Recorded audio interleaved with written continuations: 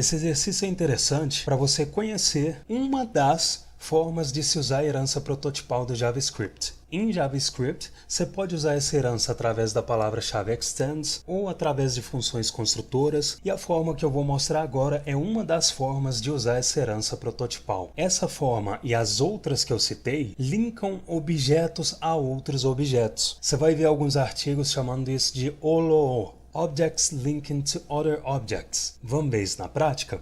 Eu vou criar um objeto que contém um método getColor e esse objeto vai ser o prototype de outros objetos que eu vou criar daqui a pouco. O que é um prototype? É um objeto do qual um novo objeto criado vai herdar propriedades e métodos. Então, const CharProto recebe um objeto que contém um método getColor e dentro desse método eu vou retornar this.color. Por que esse this aqui? Esse this está aqui porque ele vai referenciar o objeto no qual a invocação desse método foi encadeada. Ou seja, se aqui abaixo eu invocar a.getColor, em qual objeto a invocação do método getColor foi encadeada? No objeto A. Então, nesse caso, esse this do getColor vai referenciar esse objeto A. Se aqui abaixo eu invocar b.getColor, como o objeto no qual o método getColor foi invocado é o objeto B, dessa vez o this do getColor vai referenciar o objeto B.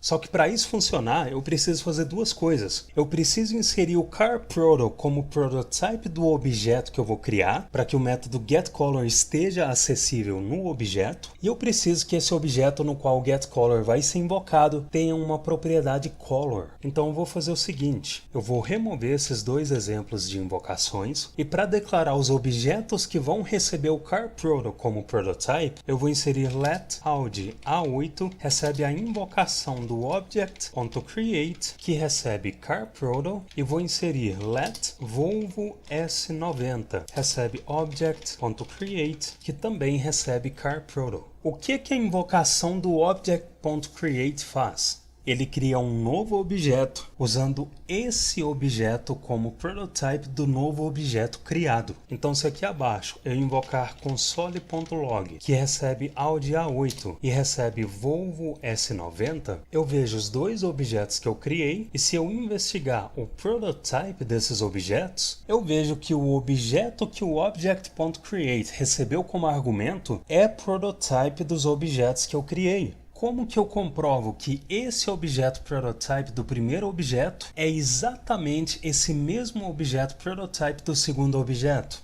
O jeito errado de comprovar isso é usando essa propriedade proto. E ela funciona, tá? Se aqui abaixo eu invocar um console.log que recebe aud a8 proto__proto__, eu vejo o objeto prototype do aud a8, e se eu inserir igual a Volvo S90 proto__, true é exibido porque o CharProto é prototype desses dois objetos. Só que, como eu disse, você não deve usar essa propriedade proto. Por que não deve usar? Porque essa propriedade foi catalogada na especificação do JavaScript como uma feature legada. Ela continua funcionando até hoje porque na web existe um princípio que diz que se a feature de uma pessoa que trabalha para incluir novas features no JavaScript for aprovada, a implementação dessa feature não pode quebrar features já existentes. O Proto é uma feature que foi usada antigamente, mas hoje em dia o uso dela foi substituído por uma outra feature. Ou seja,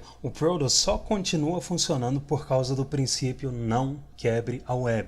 Se o Proto foi implementado na web e está sendo usado em aplicações antigas, para que essas aplicações antigas não quebrem, o Proto não foi removido, o que não significa que você deva usar ele. Roger, o que eu devo usar no lugar do Proto então? Para você obter o prototype de um objeto, você vai usar o método getPrototypeOf. Se eu remover essa expressão e inserir object ponto e a invocação do getPrototypeOf, que recebe aud a8, eu vejo o prototype do aud a8. E claro, como essa expressão resulta no prototype, para checar se esses dois objetos têm o mesmo prototype, eu poderia inserir igual e a invocação do object.getPrototype of e inserir o Volvo S90 como argumento. Se eu olhar o console, true é exibido porque, em memória, o mesmo objeto é prototype do Audi A8 e do Volvo S90. Só que existe uma forma mais legível e elegante de eu verificar o prototype desses objetos, que é usando o método isPrototypeOf. Então vou remover do console.log toda essa expressão e para verificar se o carProto é prototype do Audi A8, eu vou inserir carProto e a invocação do isPrototypeOf, que vai receber o objeto no qual eu quero checar se o carProto é prototype, que é o Audi A8.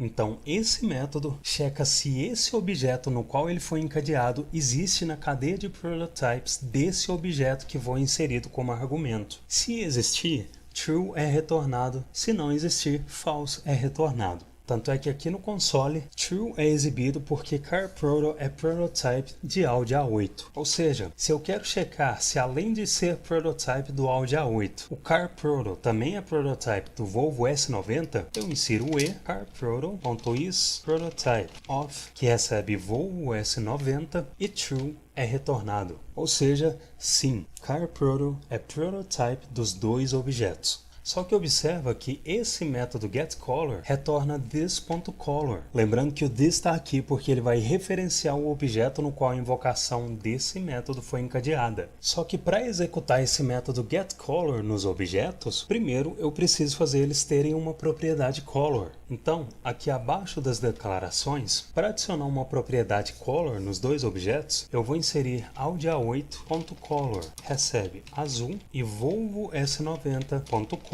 recebe vermelho. Se eu olhar o console, eu vejo que os dois objetos agora têm uma propriedade color, e se nesse primeiro console.log eu invocar o getColor nos dois objetos, como o carProto foi inserido como prototype desses objetos, esses objetos em si não contêm o método getColor, mas o carProto, que é prototype desses objetos, contém. E isso é o que torna possível eu invocar o getColor nesses objetos. Se eu olhar o console, eu vejo as cores dos carros. Agora, fica ligado que esse this dentro do getColor só está referenciando o objeto no qual esse método está sendo invocado porque ele está dentro de uma abreviação de Function Declaration. E se fosse só uma Function Declaration, ou seja, uma função tradicional declarada com a palavra-chave function, o this também iria referenciar o objeto. Então você tem que ficar ligado nisso. Se eu declarar esse método getColor como uma arrow function, o objeto para o qual o this aponta vai ser diferente. Se eu comentar a declaração desse método e inserir que getColor recebe uma arrow function que retorna this.color, undefined é retornado.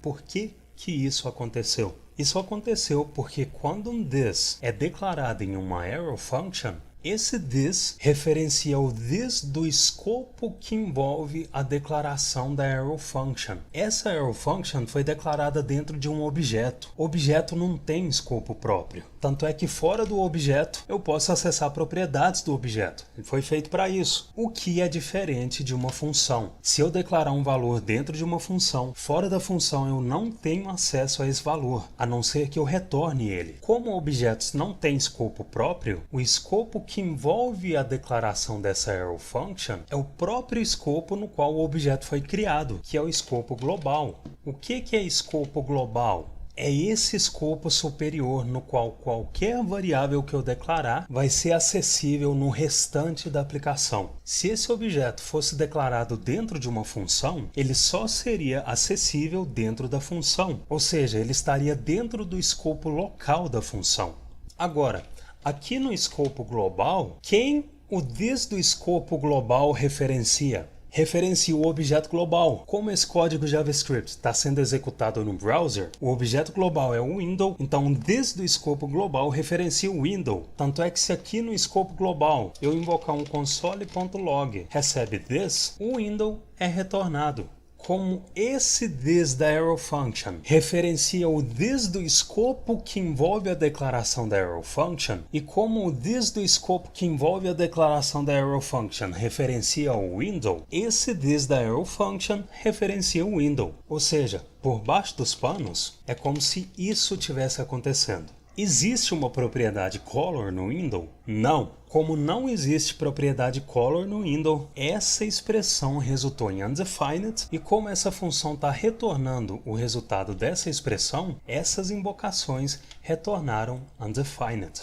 Então, se eu quero que o this dentro desse método referencie o objeto no qual o método foi invocado, eu preciso inserir esse this dentro de uma function declaration ou de uma abreviação de function declaration. Se eu olhar o console agora, os valores das propriedades color dos objetos são exibidos novamente.